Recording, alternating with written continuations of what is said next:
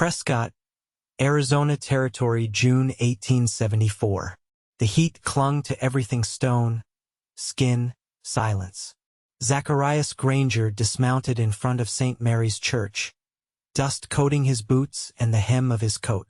He had not come for prayer. He had come to bury what little remained of the past in a box no bigger than a saddlebag. His wife, Clara, had been gone nearly a year.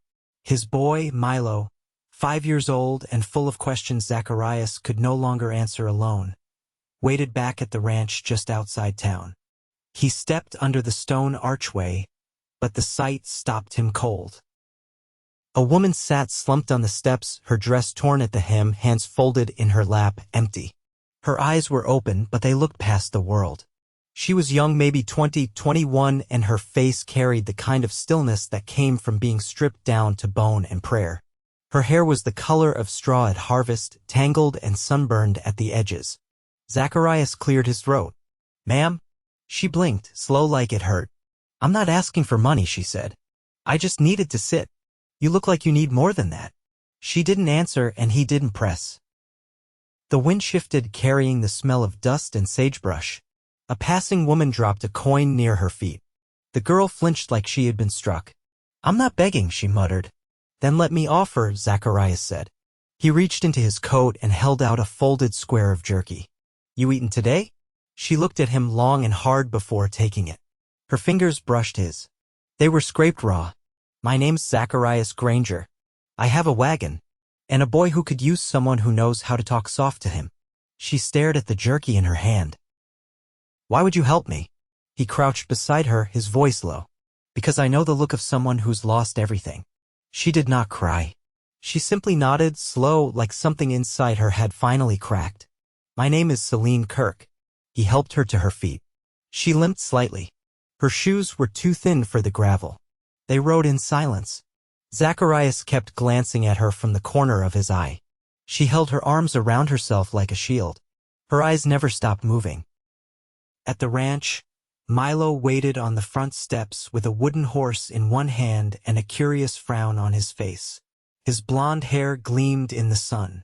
Selene stepped down from the wagon, and Milo's eyes locked on her. "Who's that?" he asked. "This is Selene," Zacharias said. "She's going to stay for a while." Milo looked her over, then held out the toy. "You can hold it if you want."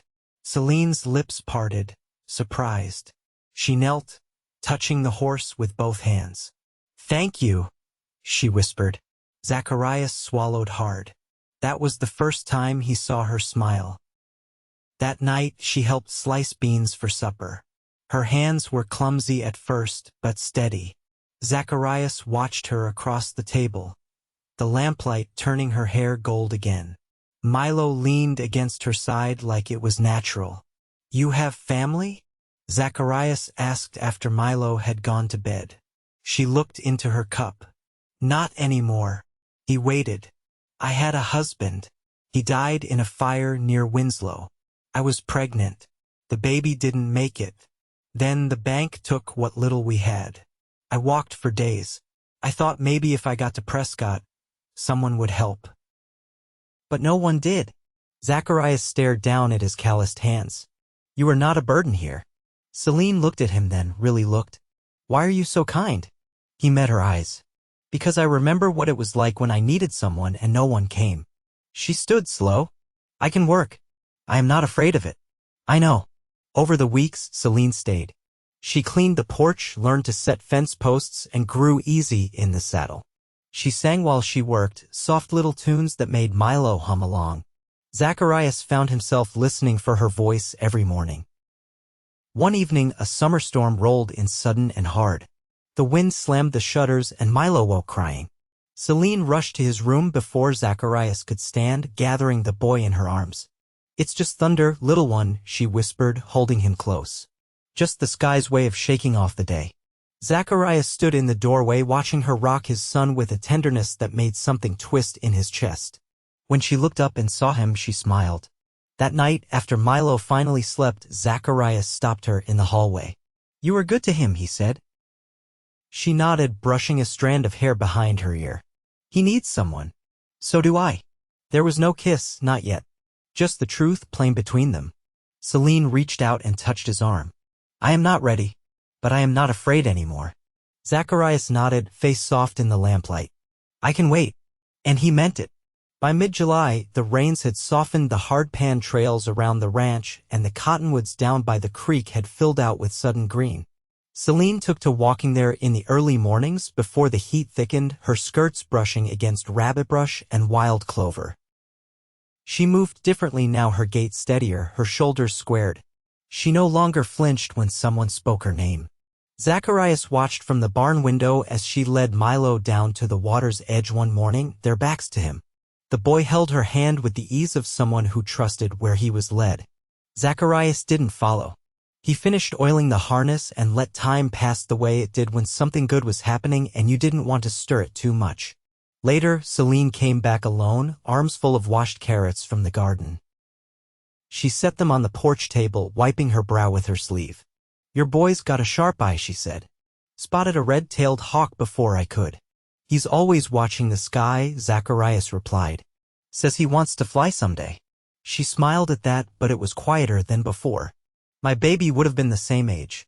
Zacharias didn't speak. He didn't need to. He went to her side, took one of the carrots, and began slicing without looking down. Does it still come at night? She asked, voice low. Every now and then, he said. When the house gets too still.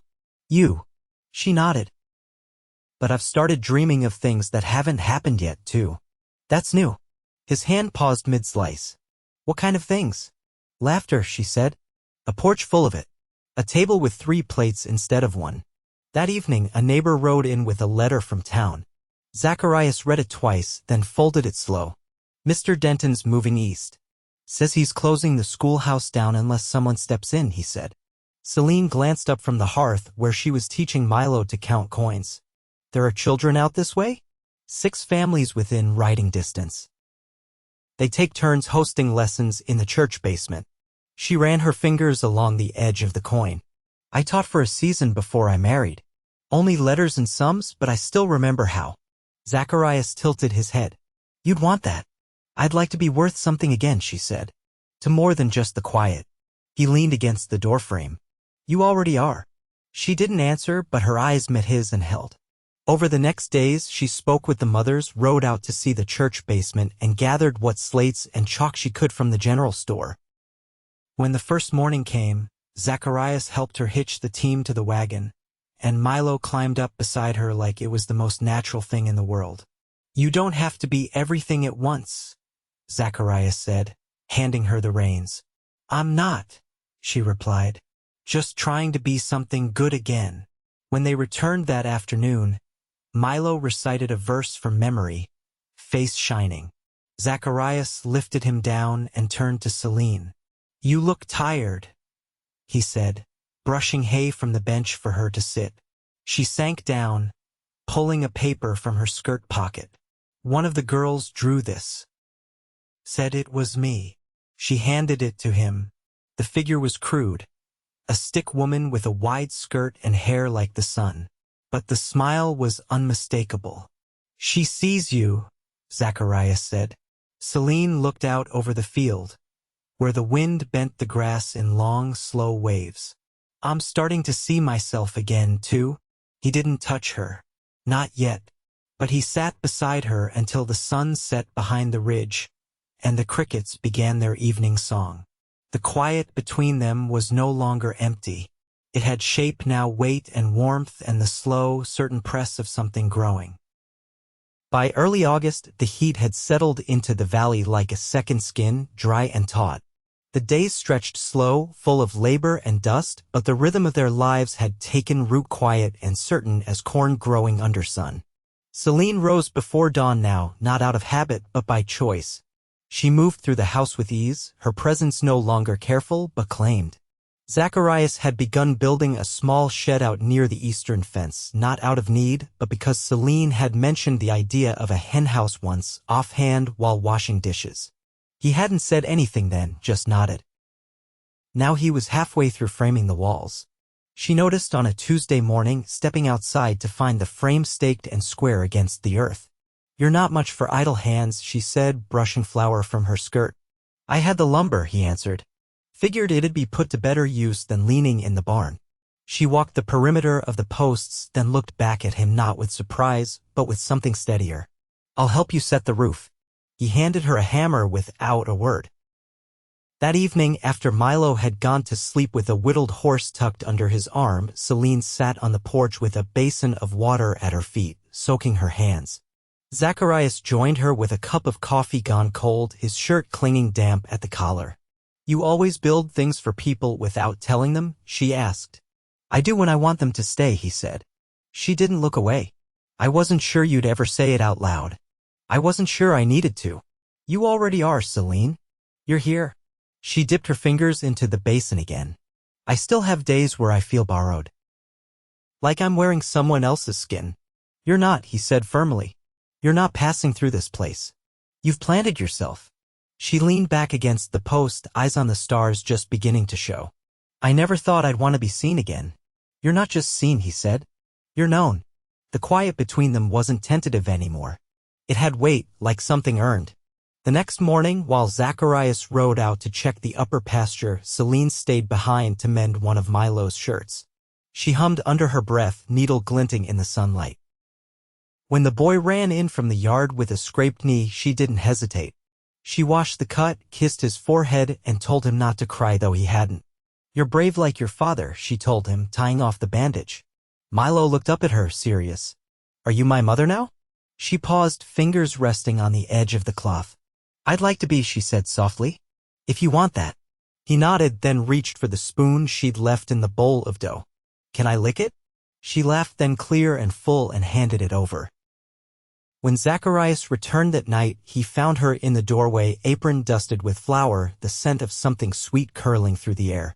I made a cobbler, she said, because today felt like a day worth sweetening. He stepped closer, dust clinging to his boots, his eyes holding hers. You said once you weren't ready. I know, she said, but I am now. He didn't ask. He just reached for her hand, callous fingers brushing hers. She leaned into him slowly, like a door swinging open after a long season closed. They stood there as the last of the sun dipped below the ridge, the scent of peaches rising warm between them, the weight of grief finally giving way to something softer. Something that stayed. The first frost came early that year, settling in thin white layers over the porch railings and catching in the seams of the newly shingled henhouse roof.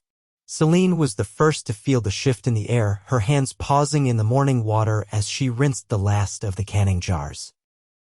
The chill bit through the wash basin and into her bones, and it made her think of the cold nights she'd once endured alone, wrapped in silence and threadbare blankets. Zacharias came in from chopping wood with his collar turned up and a split log balanced on his shoulder. His eyes landed on hers, and there was something in the way he looked at her now, like he was memorizing each expression, each quiet breath. He set the log down by the hearth and dusted his hands off against his trousers. Storm's building out past the ridge, he said. We'll need to double-check the root cellar. Selene dried her hands and reached for her shawl. I'll check the bins. You patch the hinge. Milo sat in the corner, crouched over a pine board with a small hammer and a handful of bent nails. He was building something he refused to name until it was finished. His tongue poked out in concentration, and he didn't look up as they passed. The cellar was cool, the air inside thick with the damp scent of earth and stored onions. Selene lifted the lantern and ran her hand along the shelves, counting the jars of preserved peaches, the sacks of flour, the salted meat wrapped in linen. It was enough. Not rich but steady. Above her, Zacharias adjusted the door hinge with a careful turn of the screwdriver. He'd carved the handle for himself. His hands moved with a practiced rhythm, and when she stepped up behind him, he didn't turn, just kept working. You built all this before I came, she said. I started it, he answered. But it didn't feel like a home until you were standing in the kitchen. Selene set the lantern down on the step. I used to think love was loud. Big promises. Grand gestures. His hands stilled. And now he asked. It's this, she said. Patchwork and firewood. Knowing someone will come back from the pasture before dark. He turned then, slowly, his face shaded with the slant of afternoon light through the barn boards. "You're not waiting to leave anymore." "No," she said. "I'm waiting to stay." They stood close, but didn't touch. "Not yet." The cold wind lifted a corner of her shawl and he reached to tuck it back over her shoulder. His fingers brushed the base of her neck and she didn't flinch. That night, after supper, Milo brought his finished project to the table. It was a small wooden box with uneven corners and a lid that stuck slightly. He'd scratched 3 letters into the side, M, S, Z. Zacharias looked at the initials, then at Selene. She touched the box gently. "Is that for us?" Milo nodded solemnly. "It's for keeping things safe." Zacharias reached across and rested a finger on the lid. "Like a family."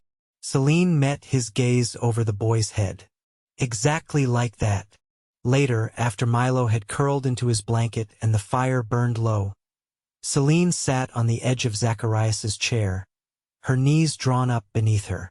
He was sanding a handle for a new broom, his movements slow, the rasp of wood a steady sound in the hush between them.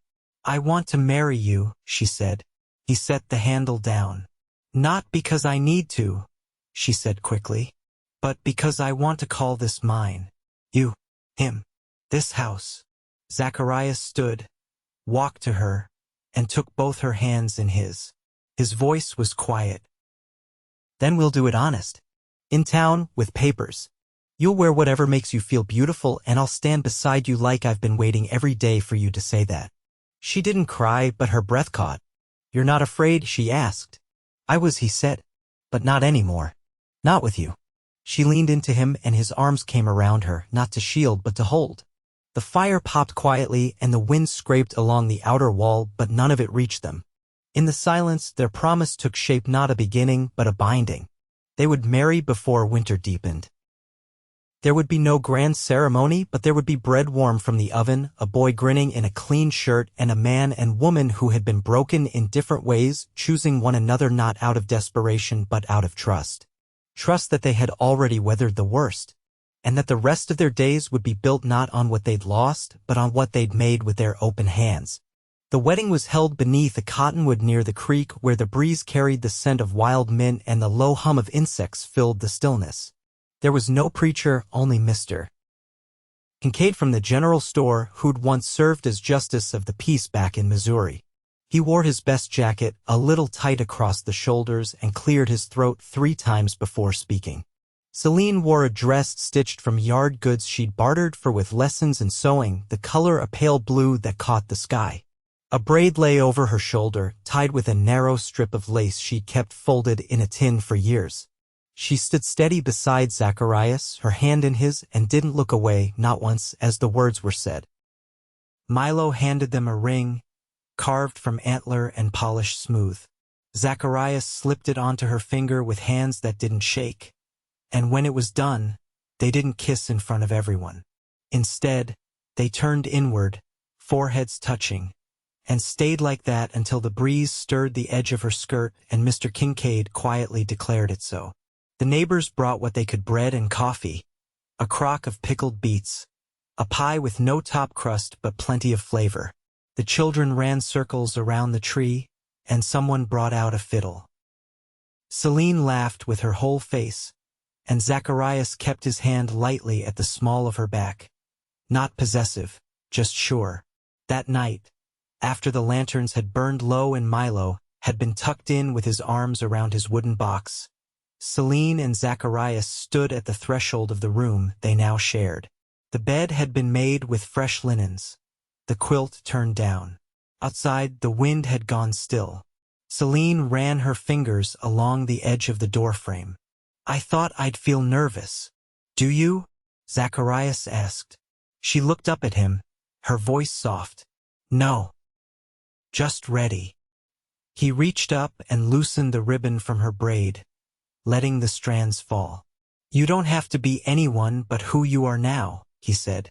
"I don't want to be anyone else."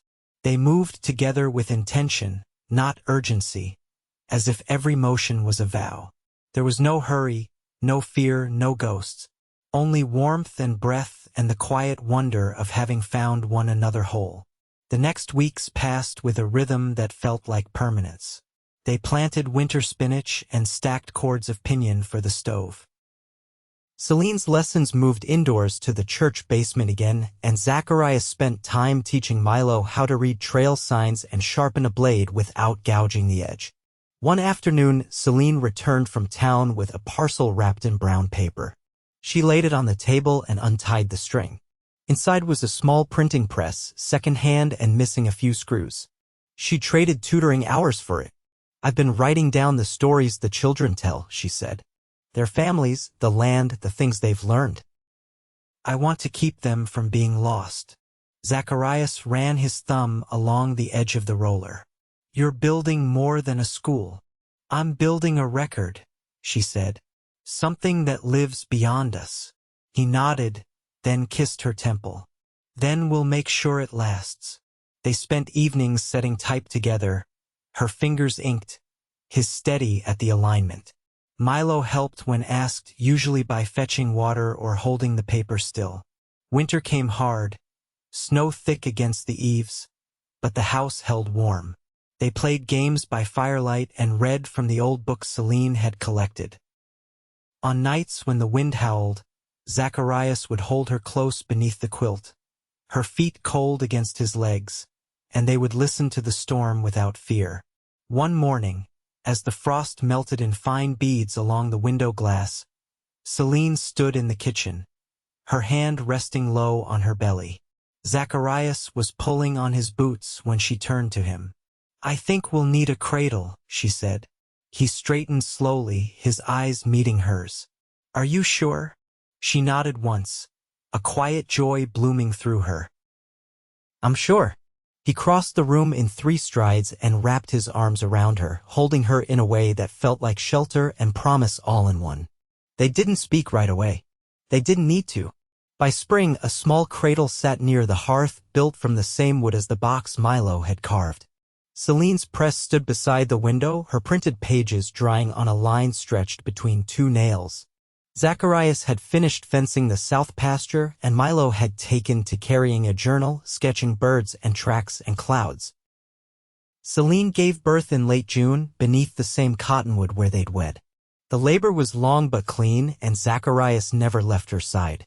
When the child, a girl with her mother's eyes and her father's quiet strength, was placed in her arms, Selene wept without shame. They named her Mercy. That night, the 4 of them sat in the fading light of the porch, the baby asleep in Selene's arms, Milo dozing against Zacharias's side. No one spoke. The air was soft with summer, and the scent of sage rose from the warmed ground. Selene glanced at Zacharias, her voice barely above a whisper. "I didn't believe this was possible." He turned to her, his eyes steady. "You made it possible." She leaned into him, her head resting against his shoulder, and felt the slow, deep rhythm of his breathing. Here was peace, not born of ease but of endurance. And here was love, not declared, but lived.